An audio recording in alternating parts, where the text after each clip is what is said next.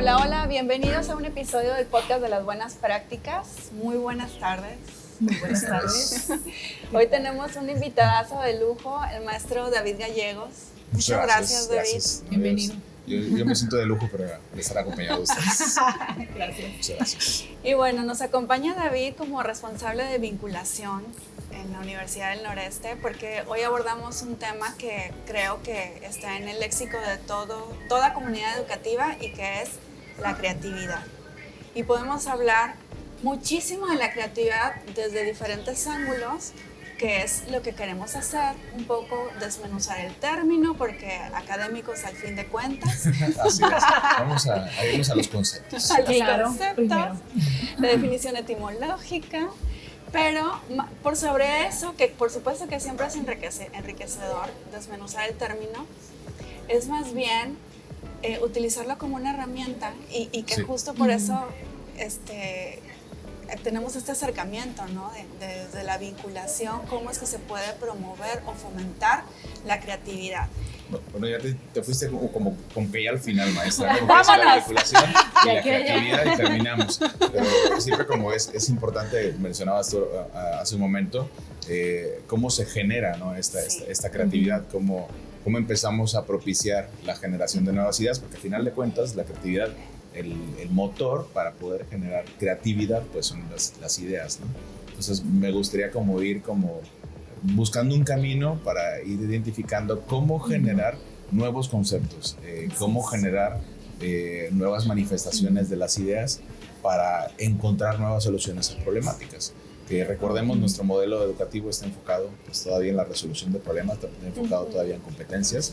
Entonces es cuando más tenemos que ir mirando a la creatividad como herramienta. Y sí, después buscar espacios propicios, entre otras cuestiones, que ahí enfocamos al tema de la vinculación. Pero creo que ustedes tienen un tema que ha sido como un eje principal, ¿no? En estos últimos episodios, que es la inteligencia emocional.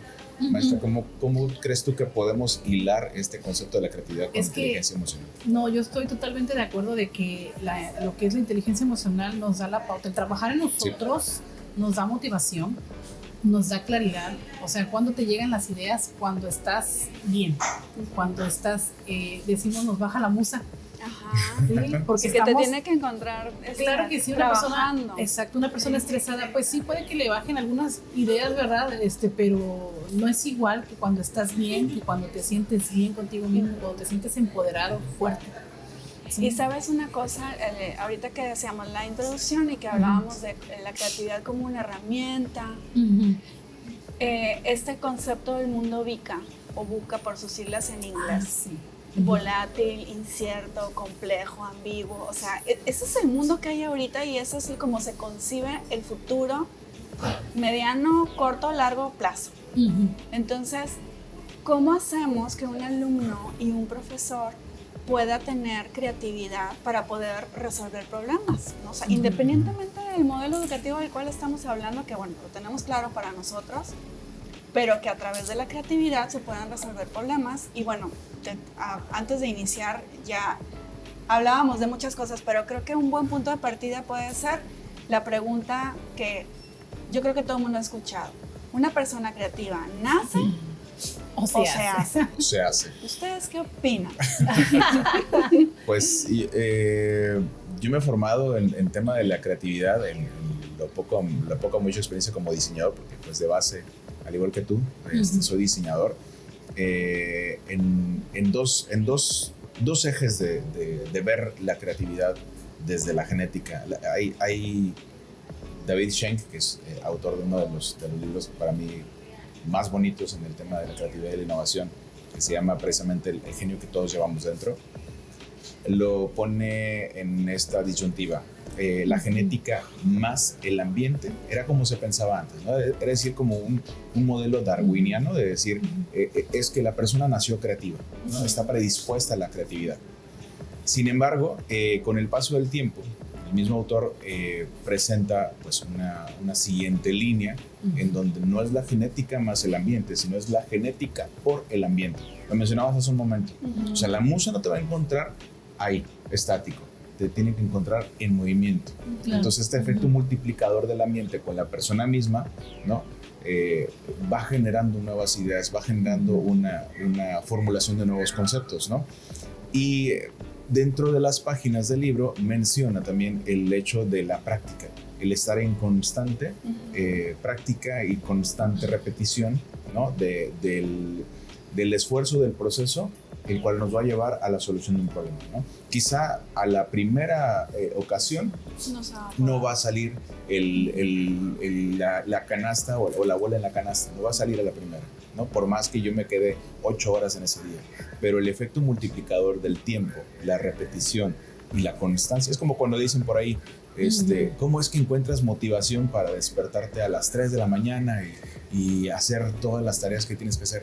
No, pues es que no hay motivación, es disciplina, claro, ¿no? Lo que todas las mañanas ya me despierto por default a las 3 de la mañana porque tengo que hacer todas mis tareas, no por motivación. ¿Quién va a tener motivación a las 3 de la mañana, ¿no? Lo que tenemos es una disciplina, ¿no? que nos permite generar esa genialidad que estábamos buscando, de a las 3 de la mañana empezar a hacer todas mis tareas, todas mis labores, ¿no?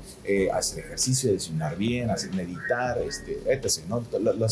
Los objetivos que hayamos definido. El primer día, por más que diga yo voy a levantarme con toda la actitud, no va a salir, ni la primera semana y quizá el primer mes tampoco. Pero la constancia, el efecto multiplicador de la genética, sí, hay una predisposición genética, ¿no? Pero el efecto multiplicador del ambiente, ¿no? Del abrirse, el tener esta divergencia de pensamientos, permitirse o estar abierto también a otras ideas, es lo que me permite generar nuevos conceptos. Y ahí entra este concepto de inteligencia emocional, porque ¿de dónde sacas esta disciplina de la capacidad? Porque a veces no tienes ganas. Sí, pero si eres resiliente. Sí, eres un ermitaño, ¿no? Pero si eres resiliente, por ejemplo, y lo que decías al principio, ¿no? No me va a salir luego las cosas, pero tengo esta resiliencia, esta capacidad, y bueno, vuelvo, ¿verdad? A la empresa de nuevo, o sea, no importa, no salió ahorita, pero va a salir. Y entonces ese compromiso, esa disciplina, tiene su raíz en la inteligencia emocional. Hay muchas lecciones en eso. Si yo recuerdo, me acuerdo de 2 cosas. Quiero ser breve. Una, me acuerdo en mis épocas en donde practicaba muy constantemente yoga. Había una posición en donde no. ¿Cómo que practicaba? No, practicaba porque ya no lo hago así y que. Pero bueno, también hay sub y bajas. O sea, no todo es. Ahora practico otras cosas. Vamos, ese podcast va a llegar. ¿Cómo qué, maestra?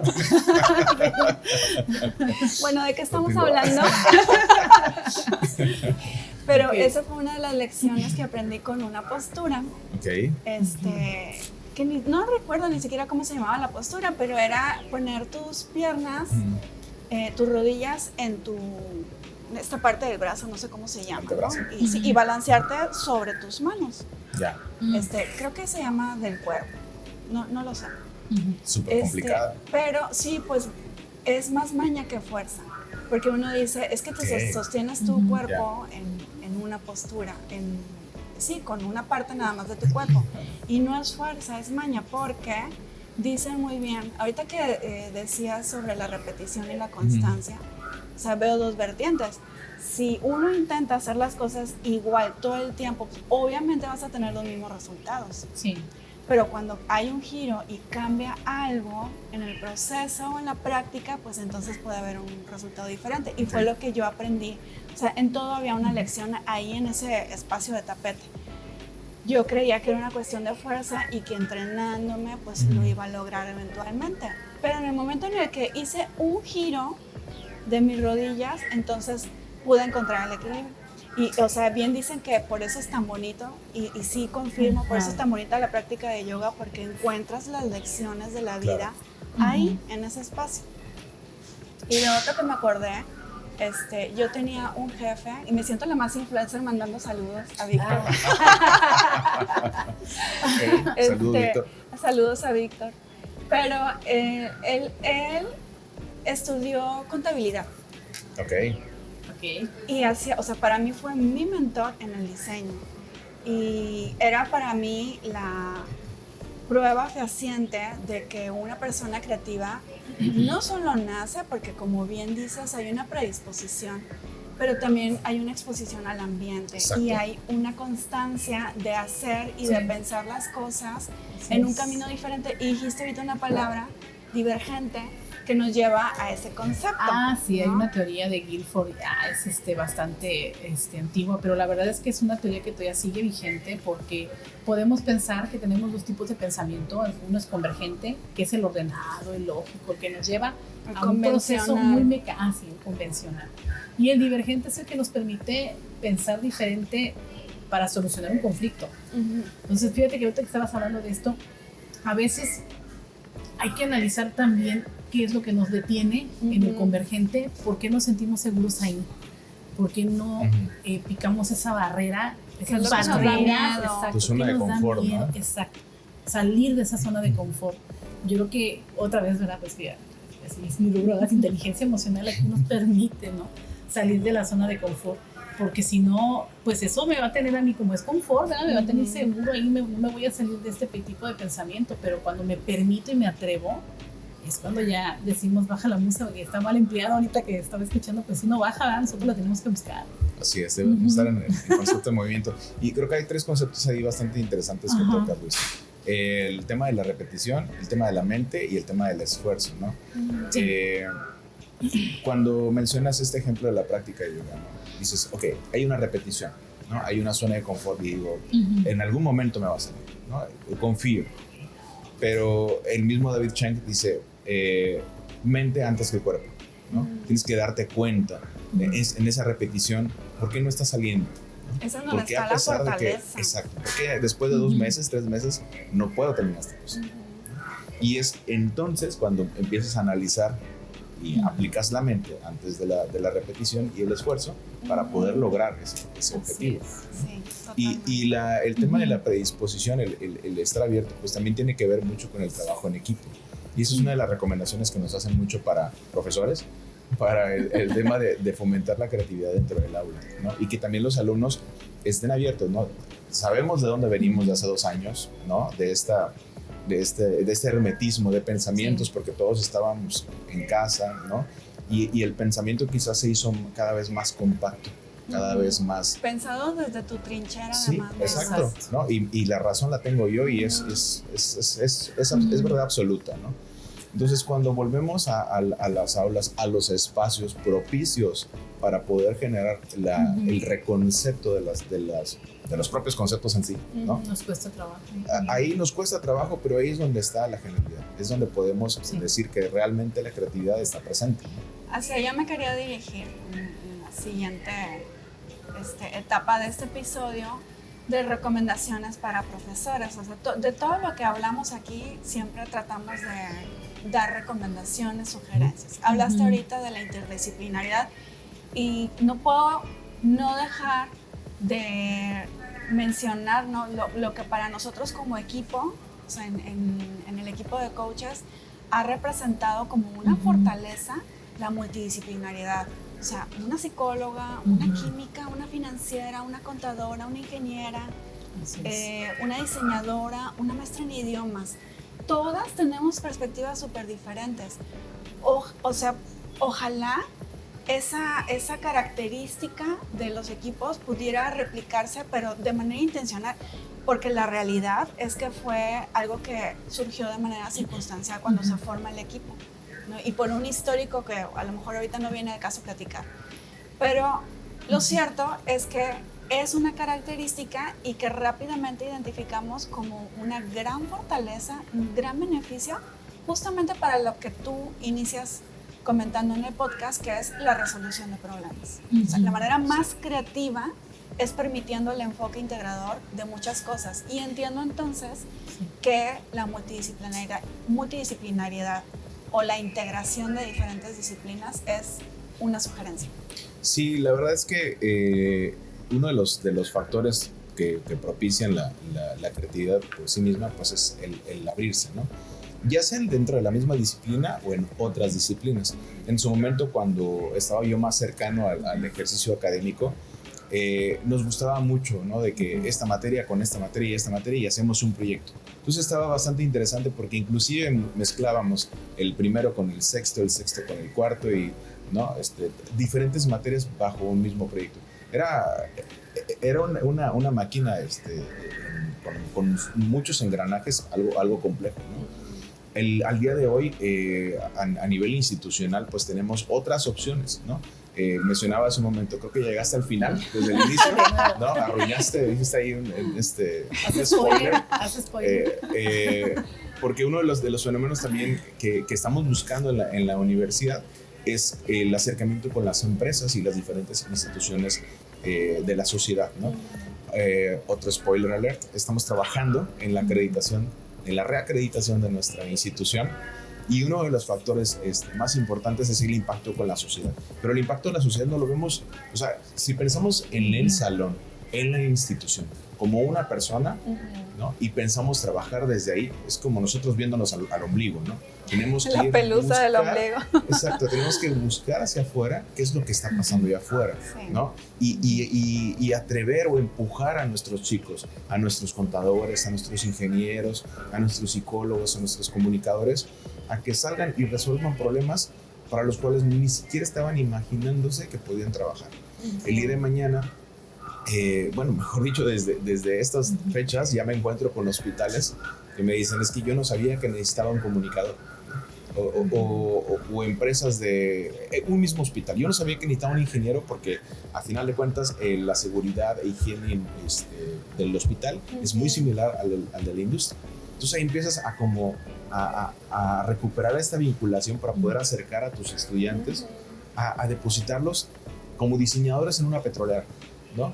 Como ingenieros en un hospital, o como contador en otra empresa que parece impensable, ¿no? Y cualquiera puede decir, y ahí está el fenómeno divergente, ¿no? De lo que tocábamos hace un momento, de cómo hacer que esta persona que solamente fue estructurada, ¿no? Formada para ser un LAE, ¿no? Está haciendo un podcast, ¿no?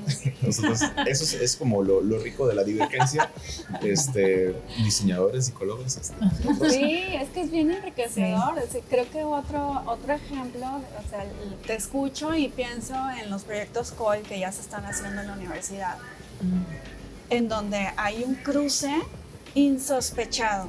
Pero ahí estás aportando otro elemento, otro ingrediente más importante, que es la cultura. Ya no es multidisciplinaridad, no, es multicultural. Hay internacionalización y multiculturalidad. Sí, definitivamente son cosas que lo que quería decir es, cualquiera puede decir, no lo sabía pensar. Pues no, porque no nos exponemos. Así es. O sea, como decías, hay algo que nos detiene y puede ser miedos, puede ser creencias que a lo mejor no son ciertas. Estaba viendo una conferencia de Mario Puig Alonso, coach y conferencista, y hablaba de eso, de que muchas veces somos más bien la manera en la que percibimos, no la realidad. Y sí. O sea, eso puede ser no cierto. En todo ser hay, ¿cómo decir? En todo ser hay como, en todo ser hay luz, en todo ser hay como, no me acuerdo cómo tiene el nombre. Es una plática de coaching, ¿no? Y de cómo despertar las fortalezas, la potencialidad que existe en las personas. Y bueno, ya para ir concluyendo, hablábamos de la multidisciplinariedad, de algunos elementos como lo vemos en COI, los productos integradores. A mí se me ocurre la práctica del storytelling como una estrategia. ¿A quién no le gusta el chisme? Claro. ¿A quién que diga que no está mintiendo? Pero es algo que a los alumnos les trae mucho cuando tú logras enseñar a través de una historia bien tejida, bien elaborada, y es algo tan sencillo de hacer con su estructura, y es una manera de fomentar la creatividad, porque logras ver que el alumno vea las cosas desde un enfoque también diferente y con esta curiosidad de saber qué más, ¿no? Es que fíjate que ahí, por ejemplo, es un ejemplo de cómo pues, los docentes a veces estamos en nuestra zona de confort y no nos atrevemos, como por ejemplo yo nunca pensé que iba a estar haciendo un podcast contigo, ¿sí? Y de repente es como que, pero todo el tiempo hacemos esto, con los alumnos todo el tiempo les contamos historias, Sí, la verdad es que no seguimos el formato, ¿no? ¿Se me explica? Lo hacemos en otro contexto, en donde hay contexto. cámaras y micrófonos, y entonces uno así como Y que ya se como pone rígido. Pero es la plática de pasillo que de repente tenemos en las bancas, ¿no? Sí. Tú mencionabas hace un momento el storytelling. Otro motor para la creatividad que se me hace muy valioso y rescato precisamente de ti es el arte. Incluir el arte en el Excel, o sea, no tienes idea de lo padre que puede ser cuando empiezas a aplicar música, expresiones plásticas, todas las corrientes artísticas. Ahora piensa en cómo resolverías esta intervención quirúrgica a través del dadaísmo, ¿no?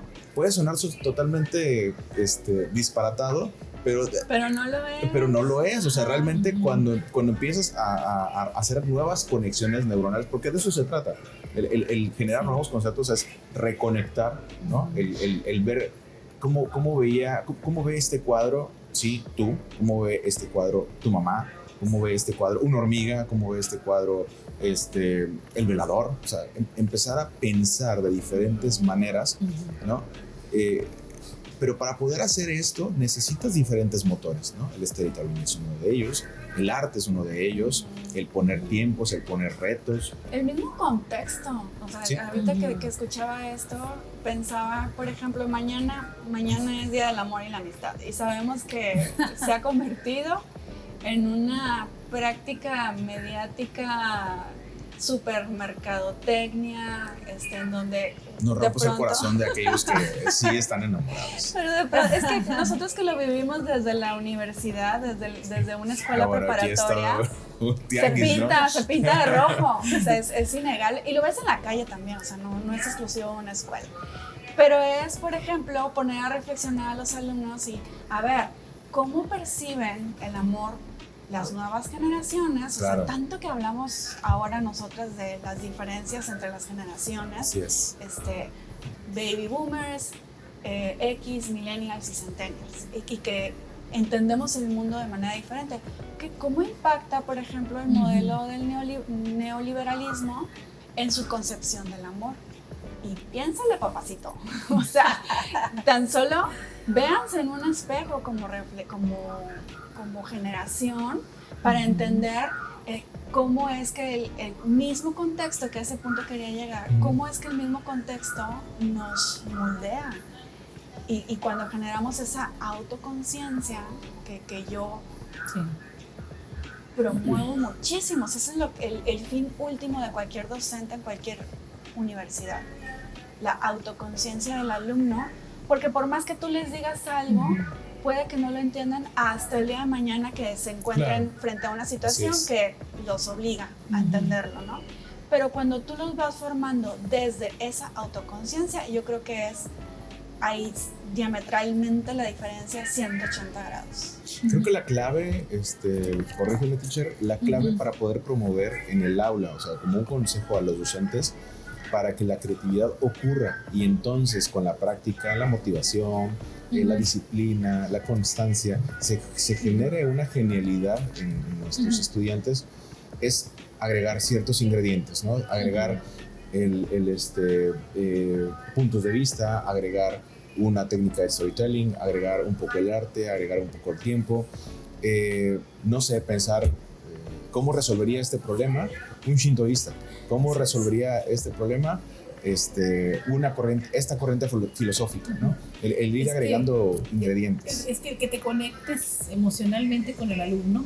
Por ejemplo, ya es el hecho de que yo les pido, por ejemplo, un TikTok, pero muchos compañeros de repente me dicen, yo no ando viendo TikToks, ponte a verlos para que veas lo que ven tus alumnos y pues obviamente si no te parece lo que ves ahí, les enseñes a hacer material. Eso es lo que ¿Sí consumen. me explico? Exacto. Que O sea, al final de cuentas no puedes evitar que lo consuman, pero sí puedes mejorar lo que ellos pueden producir ellos pueden y generar hacerlo el más contenido. académico, por decirlo de alguna forma. Y definitivamente no podemos hablar de ser abiertos al contexto si no estamos abiertos a su contexto. Exacto. Entonces, desde ahí, o sea, nosotros pues podemos ser creativos cuando nos conectamos emocionalmente con el alumno, a ver qué está viendo, qué está haciendo, cómo ve el mundo, Cómo el lo estudiante, entiende. cómo lo entiende, Y entonces lo que yo ya tengo haciendo muchos años, lo puedo innovar de acuerdo a lo que él está viendo ahorita. Oye, David, ya para ir concluyendo, ya lo has dicho, ¿no? Pero así de una manera más, digamos, sintetizada, ¿qué tiene que ver la vinculación? Pues precisamente uno de los puntos clave para poder fomentar la creatividad es el fomentar ambientes propicios, ¿no? ¿Qué mejor ambiente propicio, qué mejor caldo de cultivo para la experimentación que las problemáticas que están allá afuera, ¿no? Entonces, el acercarse o el pedir los docentes, ¿no? Un acercamiento a confrontarse a diferentes problemáticas de lo que está sucediendo en la industria, en el sector salud, en el sector educativo, en el sector económico, financiero, ¿por qué no? En la misma sociedad, en las necesidades sociales, ya sean filantrópicas o no. Eso nos va a permitir abrirnos a estos diferentes ambientes propicios para poder generar nuevas ideas, ¿no? Y ahí es donde toco el punto. Si la academia, ¿no? tiene esta conexión con la sociedad, definitivamente este proceso de vinculación nos va a permitir generar pues, efectos de creatividad, y entonces vamos a tener pues mejores egresados. Que al final de cuentas lo acabamos de ver en FIMPES, ¿no? O sea, nuestro Venimos punto de un clave, taller, usted disculpe. padrísimo, de 8 horas, la verdad es que estaba muy bueno, pero al final de cuentas nuestro medidor de calidad, ¿no? Como institución, somos una institución, estamos generando nuevas historias, nuestro indicador de calidad de estas nuevas historias es el éxito de nuestros egresados. Así es. Así es, pues muchas gracias. Hablamos de creatividad en caso de que, nos habíamos perdido. Pero es que hay tanto que decir, claro. Y creo que todo lo que hemos conversado en estos pocos minutos ha sido una muestra de que se puede revisar una sola palabra desde muchísimas perspectivas y bueno. Yo lo puedo resumir como la creatividad aplicada en el aula o la creatividad en el aula. Al final de cuentas es cómo llevamos o cómo utilizamos no el concepto en sí, sino el concepto, sus herramientas, sus variantes, sus oportunidades, ¿no? Y las condiciones que necesitamos pues adoptar para poder generar mejores resultados. Así es. Excelente. Pues muchas gracias, David. No, gracias a ustedes por la invitación y por estar aquí con gracias. En este podcast. Ahí están nuestros 3 pesos con respecto a la creatividad y bueno, nos encantaría escuchar qué piensan, qué opinan. Acérquense con nosotros, vamos a tratar de hacer esto interactivo. Muchísimas gracias y nos vemos hasta la próxima. Bye bye.